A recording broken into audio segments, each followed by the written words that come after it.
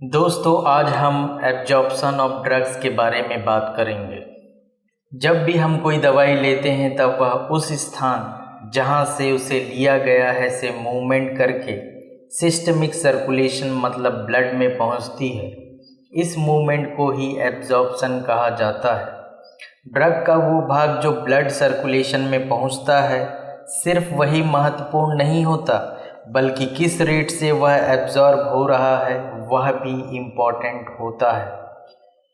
IV route यानी जब दवाई को सिरिंज और नीडल के माध्यम से ब्लड में पहुंचाया जाता है तब एब्जॉर्प्शन का कोई महत्व नहीं होता है, जबकि अन्य रूट से देने पर ड्रग को बायोलॉजिकल मेम्ब्रेन को क्रॉस करना पड़ता है और यह इसी सिद्धांत के आधार पर आगे बढ़ती हैं। फैक्टर जो एब्जॉर्प्शन को अफेक्ट कर सकते हैं वो हैं, पहला है एक्वस सॉल्युबिलिटी, दूसरा है कॉन्सेंट्रेशन, तीसरा है एरिया ऑफ एब्जॉर्बिंग सरफेस, चौथा है वेस्कुलरिटी ऑफ एब्जॉर्बिंग सरफेस, पांचवा है रूट ऑफ एडमिनिस्ट्रेशन। तो सबसे पहले बात करते हैं एक्वस सॉल्युबिलिटी के बारे में। सॉलिड फॉर्म में दी जाने वाली दवाइयों के लिए यह जरूरी है कि वह एब्जॉर्प्शन के लिए एक्वस बाइफेज सिस्टम में डिसॉल्व हो जाए। वह दवाइयाँ जिनका एक्वस में सॉलिबिलिटी बहुत कम होती है, सॉलिबिलिटी एब्जॉर्प्शन के रेट को निर्धारित करती है। वो दवाइयाँ जो वाटर सॉल्यूशन के रूप में दी जाती हैं, सॉलिड फॉर्म या ऑयली सॉल्यूशन के मुकाबले में स्पष्ट रूप से कहीं ज़्यादा तेज़ी से एब्जॉर्ब होती हैं। अब बात करते हैं कॉन्सेंट्रेशन के बारे में। दवाइयाँ जो पैसिव डिफ्यूज़न के माध्यम से एब्जॉर्ब होती हैं कॉन्सेंट्रेशन ग्रेडियंट पर निर्भर करती हैं। कंसंट्रेशन ग्रेडियंट का मतलब है कि जब किसी ड्रग का कंसंट्रेशन एक भाग में ज़्यादा और दूसरे भाग में कम होता है।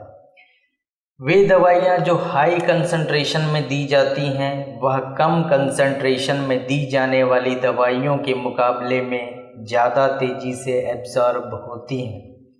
अब बात करते हैं एरिया ऑफ एब्जॉर्बिंग सरफेस। जितना ज़्यादा एब्जॉर्प्शन के लिए सरफेस एरिया मिलेगा उतनी ही तेज़ी से दवाइयों का एब्जॉर्प्शन भी होगा।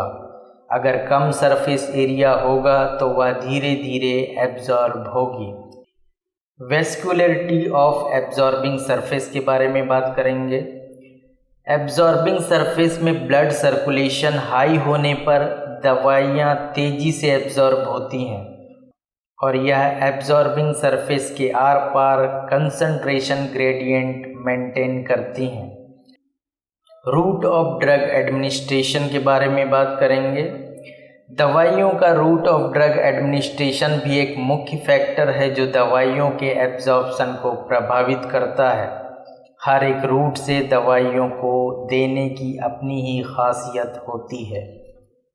कुछ प्रमुख रूट जिनसे दवाइयों को दिया जाता है और जो एब्जॉर्प्शन को प्रभावित करते हैं वो हैं, पहला है ओरल रूट, दूसरा है सबक्यूटेनियस और इंट्रामस्कुलर रूट और तीसरा है टॉपिकल रूट। तो सबसे पहले ओरल रूट के बारे में बात करेंगे। वो दवाइयाँ जो ओरल रूट से दी जाती हैं के लिए गैस्ट्रोइंटेस्टाइनल वॉल में पाए जाने वाली इपिथेलियल सेल एक प्रभावी बैरियर का काम करती है जो कि लिपोइडल होती है। Non ionised lipid soluble drug जैसे एथेनॉल आसानी से स्टमक और इंटेस्टाइन से एब्जॉर्ब हो जाती है, जो निर्भर करती है लिपिड वाटर पार्टीशन कोएफिशिएंट के रेट पर। एसिडिक ड्रग जैसे सैलिसिलेट बारबिचुरेट्स मुख्य रूप से गैस्ट्रिक जूस में आयोनाइज्ड फॉर्म में पाई जाती हैं और स्टमक से एब्जॉर्ब होती हैं, जबकि बेसिक ड्रग जैसे मॉर्फिन क्विनिन ज़्यादा से ज़्यादा आयोनाइज्ड होकर डाउडेनम से एब्जॉर्ब होती हैं। इवन जो एसिडिक ड्रग हैं उसका एब्जॉर्प्शन स्टमक से स्लो होता है क्योंकि स्टमक में थिक म्यूकोसा होता है जो म्यूकस से कवर्ड होता है और सरफेस एरिया भी कम होता है। स्मॉल इंटेस्टाइन में पाई जाने वाली विली की उपलब्धता के कारण एब्जॉर्प्शन के लिए सरफेस एरिया बहुत ज़्यादा मिल जाता है।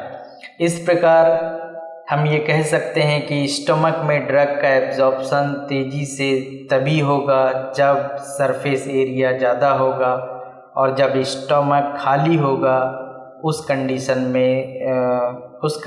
में सरफेस एरिया ज़्यादा होगा। किसी ड्रग का डिसोल्यूशन सरफेस एरिया या पार्टिकल साइज पर सीधे निर्भर करता है। जितना छोटा पार्टिकल्स होगा उतना ज़्यादा सरफेस एरिया होगा। डिसोल्यूशन जितना फास्ट होगा उतनी ही तेज़ी से एब्जॉर्प्शन भी होगा। स्टमक में उपलब्ध फूड दवाइयों को डाइल्यूट करते हैं और एब्जॉर्प्शन को भी रोकते हैं। इसके अलावा कई दवाइयाँ फूड के साथ मिलकर कॉम्प्लेक्स बना लेती हैं जो एब्जॉर्प्शन को रोकती हैं, जैसे टेट्रासाइक्लिन मिल्क में पाए जाने वाले कैल्शियम के साथ मिलकर कॉम्प्लेक्स बनाता है। फूड के कारण स्टमक का खाली होना डिले होता है। इस तरह हम कह सकते हैं कि खाली पेट में दवाइयों का एब्जॉर्प्शन काफ़ी अच्छे से होता है। बहुत ज़्यादा आयोनाइज्ड होने वाली दवाइयाँ जैसे जेंटामाइसिन और नियोस्टिग्मिन ओरल रूट से देने पर बहुत कम मात्रा में एब्जॉर्ब होती हैं।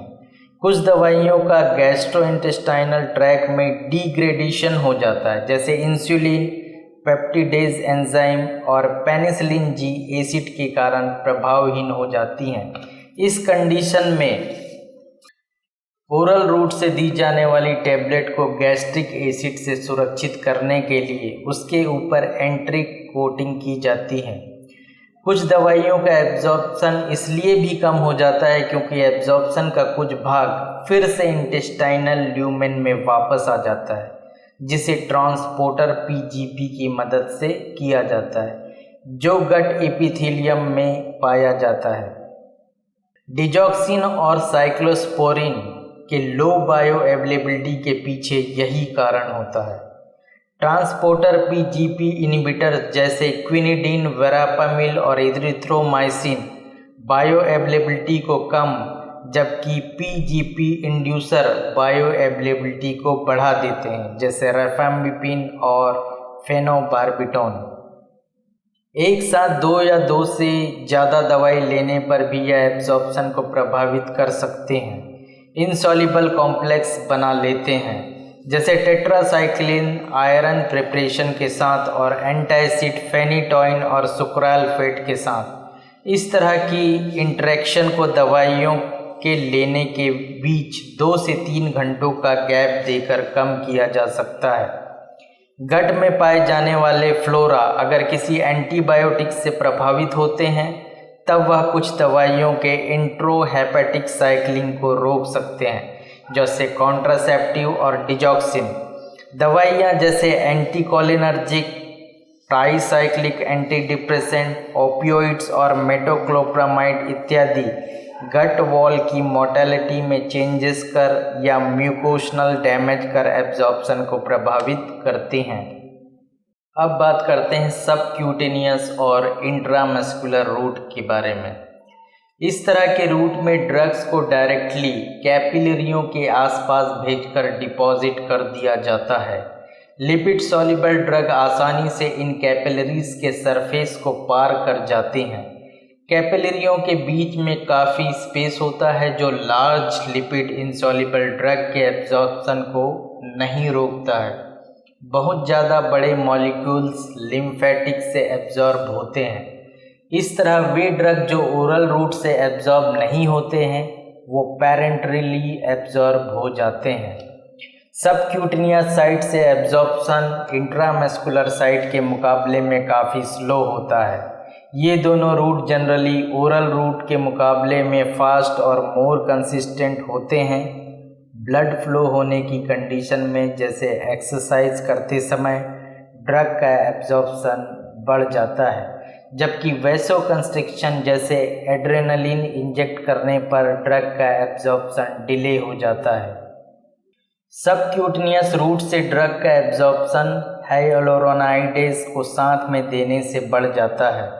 क्योंकि यह दवाइयों को सरफेस में फैला देता है। इस रूट से दी जाने वाली दवाइयाँ हैं benzathine, penicillin, protamine, zinc, insulin. अब बात करते हैं टॉपिकल रूट के बारे में।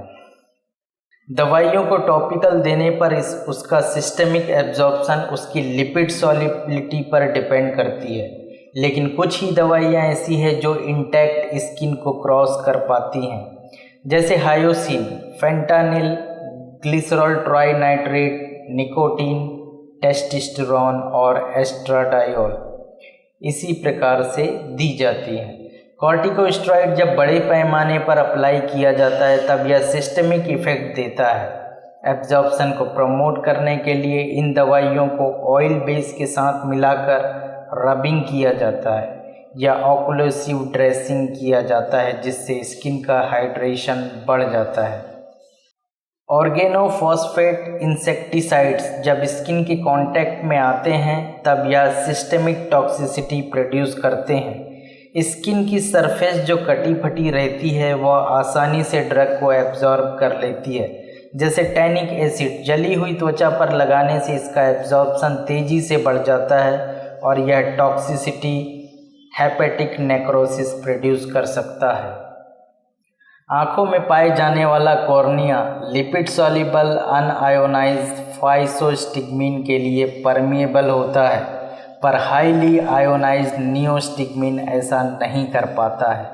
आँखों में डालने वाली दवाइयाँ नेसोलैक्रिमियल डक्ट से एब्जॉर्ब हो सकती हैं, जैसे टिमोलोल आई ड्रॉप ब्रैडिकार्डिया और एस्थमा प्रोड्यूस कर सकता है।